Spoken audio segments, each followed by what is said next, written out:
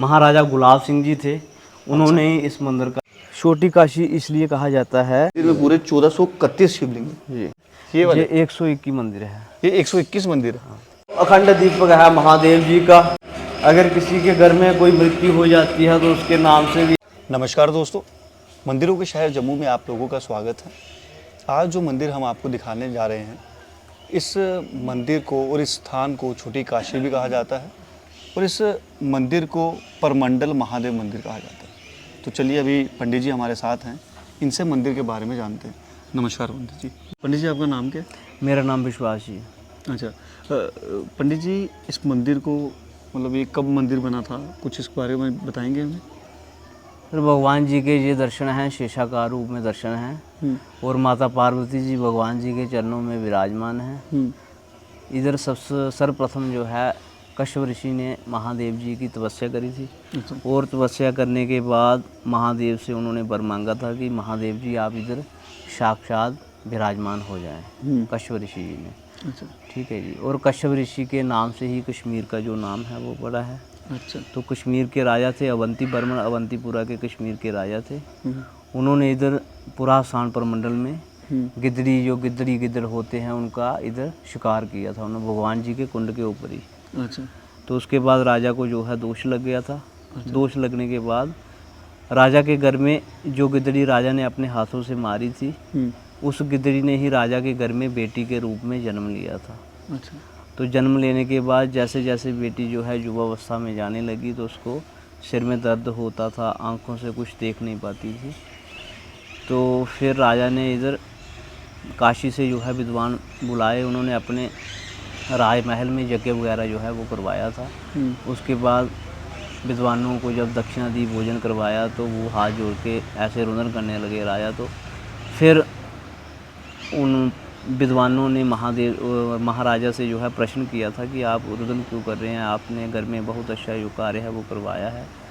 लेकिन राजा कहने लगा कि मैं अपनी बेटी के लिए बहुत परेशान हूँ, मेरी बेटी जो है वो जन्म से ही थोड़ी बीमार है, तो कृपया आप मेरी जो है कुंडली बनाओ, देखो मुझे कि मुझे कौन सा ग्रह चल रहा है, कैसी दशा चल रही है। तो जब उन विद्वानों ने जो है वो प्रश्न लगाया, देखा, तो उन्होंने कहा कि राजा जी, आपने ज़िंदगी में कोई भी जो है शुभ कार्य, अच्छे कार्य जो हैं अपने हाथों से नहीं किए हैं। तो सबसे बड़ा जो आपको दोष लगा है वो क्या लगा है कि आपने शेषाकार रूप में जहाँ भगवान जी विराजमान हैं उधर से आपने कोई शिकार किया, कोई दोष किया है, तो उधर से आपको जो दोष लगा हुआ है, तो आप उधर जाएं, माथा टेकिए, तो भगवान जी जो है आप पर ज़रूर अपनी कृपा जो है बनाएंगे। तो फिर राजा ने कहा कि मुझे नहीं पता है कि मैंने ज़िंदगी में कितने शिकार किए हैं, कितने नहीं किए हैं, तो कृपया करके आप मुझे जो है दिशा बतलाओ, जहाँ कोई जगह बतला दो कि जहाँ मैं जाऊँ तलाश कर पाऊँ। तो फिर उन्होंने कहा कि आप कश्मीर से दक्षिण साइड चले जाएं, जहाँ सूर्य अस्त होता है, वहाँ कोने में ही महादेव जी का जो है टेंपल है। तो उधर ना बंदा है ना बंदे की याद है, दियाबान जंगल झाड़ है। तो फिर राजा ने अपनी सेना को आदेश दिया कि जाओ, जाके पुरासान प्रमंडल में ऐसे तलाश करो। तो उनको थोड़ी पता था कुछ कि कहाँ जाना, कहाँ नहीं। तलाश करने के लिए उन्होंने बोल दिया कि कश्मीर से दक्षिण साइड जाओ, तलाश करो। तो फिर कितना समय सेना ने लगाया, कितना नहीं लगाया, इस चीज़ का किसी को कोई पता नहीं है। लेकिन एक समय ऐसा आया कि सायंकाल में जो सेना है वो इधर पुरासान प्रमंडल में विराजमान हो जाती है। ना इधर बंदा था, ना बंदे की जात थी, दियाबान जंगल झाड़ था और बोले शंकर जी शेषाकार रूप में विराजमान थे और माता पार्वती जी भगवान जी के चरणों में विराजमान थे। ये जो कुंड का जल है ये इतना ही रहता है, ना बढ़ता है ना घटता है, गर्मी हो, सर्दी हो, बरसात का मौसम हो, जल का जो आकार भाव है ये इतना ही रहता है। अगर इसमें से पानी निकालते हैं बाहर? हाँ, ऐसे साफ सफाई की जाती है फिर भगवान जी को, तो जल जो है वो इतना ही रहता है, ना बढ़ेगा ना घटेगा, जल इतना ही। हाँ, जल का जो आकार भाव है वो इतना ही रहता है, ना बढ़ता है ना घटता है। ना बढ़ता है। तो आपने एक कौन सा रूप कहा शिव जी को? उनका कौन सा ये रूप? शेषाकार रूप है वो, शेष नागेश्वर महादेव जी। शेष, हाँ, शेष नागेश्वर महादेव जी। शेष नागेश्वर महादेव जी जी। ये मतलब कौन सा रूप होता है भगवान जी का? ये भगवान जी का जो है शेषाकार रूप है, नाग रूप है। अच्छा, नाग रूप। जी। अच्छा, नाग रूप में ये यहाँ हाँ। पर विराजमान है। जी जी। तो ये जो बाकी ये जो इस साइड से, मैं अपने कैमरामैन को बोलूँगा इधर दिखाएं थोड़ा, ये जो इस साइड से है ये टेम्पल कब बना था ये वाला? ये सर महाराजा गुलाब सिंह जी ने इस मंदिर का जो है निर्माण करवाया था। सर थोड़ा सा दिखाइए। तो अभी हम इस मंदिर इसमें सर इसको ये जो चित्रकारी हुई है इस मंदिर में हाँ। बाहर, ये पुरानी है या ये? सर पुरानी है चित्रकारी। अच्छा। जब राजा महाराजाओं का इधर राजपाट था तो उन्होंने इधर चित्रकारी जो है ये करवाई थी। महाराजा गुलाब सिंह जी थे, उन्होंने ही इस मंदिर का जो छोटा काशी विश्वनाथ जी का जो मंदिर है, उन्होंने अपने हाथों से इस मंदिर का जो है निर्माण करवाया है। ये काशी जी के दर्शन हैं, काशी जी के दर्शन करिए, भगवान जी को माथा टेकिए, जो भी आपकी कोई मनोकामना है माथा टेकिए। काशी विश्वनाथ जी का ये मंदिर है। ये जो स्थापना थी ये गुलाब सिंह जी ने की है? हम महाराजा गुलाब सिंह जी ने अपने हाथों से इस मंदिर का वास्तु से यंत्रों से प्रतिष्ठित मंदिर की जो है स्थापना करवाई है। अच्छा। ठीक है जी। और नर्मदेश्वर महादेव 1431 शिवलिंग है इधर जो विराजमान। 1431 जी। ये भी गुलाब सिंह जी ने स्थापित? हाँ, महाराजा गुलाब सिंह जी ने। इस मंदिर में पूरे 1431 शिवलिंग जी। ये इस साइड 121 की रुद्री है और 1431 शिवलिंग। 121 क्या है? रुद्री है। ये जो वाइट मंदिर है, ये ऊपर से ये दिख रहे हैं छोटे छोटे मंदिर, ये वाले? ये 121 मंदिर है। ये 121 मंदिर है। ये मतलब इस टाइप से उस टाइप से? जी जी जी। ये जो इसको गुम्बा कहते हैं ना? हाँ। ये क्या बोलते हैं इसको? ये रुद्री बोलते हैं। रुद्री। हाँ, ये एकादश रुद्र रूप में नर्मदेश्वर महादेव जी विराजमान है। अच्छा। ठीक है। एकादश रुद्र रूप में महादेव जी, नर्मदेश्वर महादेव जी विराजमान है। अच्छा। तो 121 रुद्री है ये और मंदिर परिसर के नीचे जहाँ गुप्त गंगा माता पार्वती जी भगवान जी के चरणों में विराजमान है, उधर साथ साथ में भी जो है शिवलिंग विराजमान करवाए हैं नर्मदेश्वर महादेव। अच्छा जी। उधर भी साथ साथ जी जी। जो सामने जो महल है ये किनका महल है? ये सर पहले जो है पैदल यात्राएं थी, तो जो भी यात्री श्रद्धालु आता था वो इधर रहने के लिए विश्राम सराइयाँ। हाँ, ये विश्राम सराइयाँ हैं सर। अच्छा, विश्राम सराइयाँ। हाँ, ये भी इधर पहले पैदल यात्राएं थी, गाड़ियों की जो सुविधा है वो नहीं थी। अच्छा। तो जो भी यात्री इधर आता था तो इधर रुकने के लिए विश्राम जो जगह है वो दी जाती थी उनको। अच्छा। तो सुबह उठ के इधर स्नान करने के बाद भगवान जी को जल चढ़ाते थे और परिक्रमा के बीच में बोड़ी वाले बाबा जी के और गिद्दड़ी के जो दर्शन नहीं करता था उसकी जो यात्रा है वो परिपूर्ण नहीं मानी जाती थी। अच्छा जी। तो ये जो सामने जो दिख रहे हैं ये सारी सराएं हैं। तो अब यहाँ पर कौन रहता है? अभी इधर बाबा जी रहते हैं। अच्छा, इधर सारे बाबा जी रहते हैं? जी। ये सारे पुराने? हाँ। ये भी जो इधर जी, अभी जी।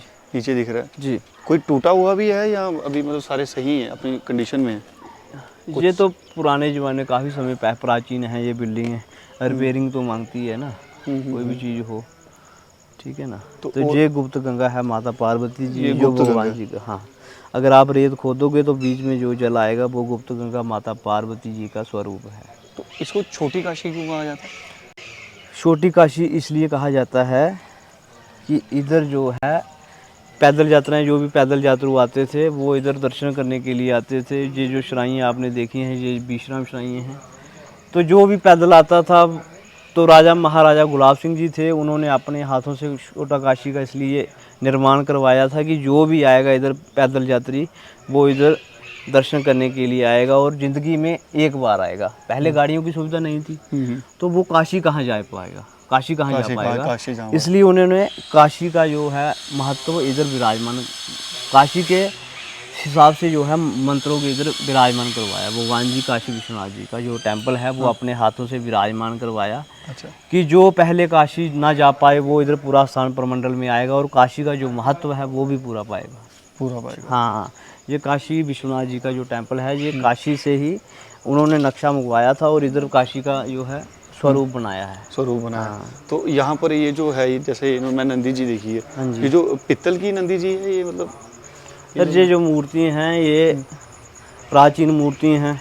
अच्छा। जब राजे महाराजाओं का इधर राज्यपाट था तो तब से ये 2500 साल पुराना मंदिर है। अच्छा, ठीक है ना। पुरानी ये पित्तल की जो मूर्ति है पुरानी मूर्ति। जी जी। ये सामने वीरभद्र जी हैं। वीरभद्र जी। हाँ, जब सबसे पहले महादेव ने माता सती से शादी करी थी तो शादी करने के बाद शादी करने के बाद जो है माता सती जो थी उनके जो पिताजी थे वो दक्ष जी थे। अच्छा। तो दक्ष जी ने अपने घर में यज्ञ वगैरह जो है वो करवाया तो अब माता सती को जो है निमंत्रण नहीं मिला था। अच्छा। तो माता सती ने महादेव से बात करी कि महाराज जी मेरे मायके में निमंत्रण आपको आया है कि नहीं आया। तो महादेव ने कहा था कि नहीं आया तो नहीं जाना चाहिए। लेकिन माता सती ने कहा कि मेरा मायका है, मैं ज़रूर जाऊंगी। तो वो चली गई थी। तो जब गए अपने मायके में तो उनका जो आदर मान सम्मान होता है वो दक्ष जी ने नहीं किया था। अच्छा। तो लास्ट में माता सती जी ने अपने प्राणों की जो आहुति है वो यज्ञ कुंड में दे दी थी। उसके बाद महादेव को जो है गुस्सा आ गया। उन्होंने अपनी जो बाल से एक बाल जो है सिर से उखाड़ा और नीचे फेंक दिया। उधर से जो है वीरभद्र की उत्पत्ति हुई है। ये जो सामने मूर्ति है ये वीरभद्र जी की है और ये नंदीश्वर महादेव जी। भगवान जी के 5 गण जो हैं वो सबसे प्रिय हैं। नंदीश्वर, वीरभद्र, स्वामी कार्तिक, कुबेर और कीर्तिमुख। ठीक है। तो अभी हम मंदिर के अंदर चलेंगे। और ये जो ये उर्दू में लिखा हुआ है, ये पुराना ही लिखा हुआ है या ये सर उर्दू में लिखा है और डोगरी में लिखा हुआ है। सही, मतलब ये हमारे टाकरी, हाँ, टाकरी भाषा लिखा है। जी उर्दू और डोगरी में लिखा हुआ है। टाकरी भाषा से। जी। अच्छा। तो ये जो हमारे प्रमंडल के जो गांववासी थे उनमें से कोई जो अपने मन में ऐसे भगवान जी के लिए जो भाव होते हैं तो वो भाव जो है उन्होंने अपने भाव से, अपने मन की आत्मा से इधर जो है इस पत्थर लगाया था। और पत्थर लगाने के बाद उन्होंने नाम दिया था कि किसने लगाया किसने लगाया। तो ये जो घंटी है ये पुरानी है। ये इस जो घंटी की साउंड है इसमें वाइब्रेशन बहुत ज़्यादा है। हम मंदिर में भी घंटियाँ देखते हैं। जी वो क्यों ऐसे पुराना है इसलिए? ये प्राचीन पीतल है सर। प्राचीन पीतल। तो अभी हम ये मंदिर में आ गए हैं। ओम नमः। तो ये आप मंदिर दे सकते हैं। ये भगवान जी के दर्शन हैं। ये भगवान जी की पिंडी है। शेषाकार रूप में शेष नागेश्वर महादेव जी हैं और माता पार्वती जी भगवान जी के चरणों में ही विराजमान है। ये जो जल है ये इतना ही रहता है, ना बढ़ता है ना घटता है। गर्मी हो, सर्दी हो, बरसात का मौसम हो, जल का जो आकार भाव है ये इतना सही है। जितनी मर्जी गर्मी हो जाए हाँ पानी कम नहीं होगा। चाहे एक बंदा जल चढ़ाए, चाहे 10 बंदे जल चढ़ाएं, जल का जो आकार है भाव है ये इतना ही रहता है। यही दर्शन है। बोलिए शंकर भगवान की जय। और पंडित जी एक चीज़ ये भी कहते हैं कि ये जो जोत है, अखंड जोत है। हाँ, ये जो अखंड दीपक है महादेव जी का, इधर जो खुशी से आता है वो भी इधर तेल चढ़ाता है। अगर किसी के घर में कोई मृत्यु हो जाती है तो उसके नाम से भी इधर दीपक जलाया जाता है। अगर कोई गाड़ी से हादसा हो जाए, कुत्ता मर जाता है, बिल्ली मर जाती है, गाय मर जाती है, या कुछ भी ऐसा कोई केस हो जाता है तो इधर जो है उनके नाम से पहले प्रायश्चित होता है। प्रायश्चित करने के बाद उनसे नाम से इधर तेल दिया बत्ती जो है की जाती है। ये प्राचीन अखंड दीपक है। ये कितना पुराना? ये 24 घंटे चलता रहता है सर। जब का इस मंदिर का निर्माण हुआ है तब से ये दीपक जो है चल रहता है। ये दीपक भी पुराना है? जी ये दीपक भी पुराना है। तो ये देखिए, बहुत बहुत शुक्रिया पंडित जी, आपने अपना वक्त, हमें कीमती वक्त दिया और हमें।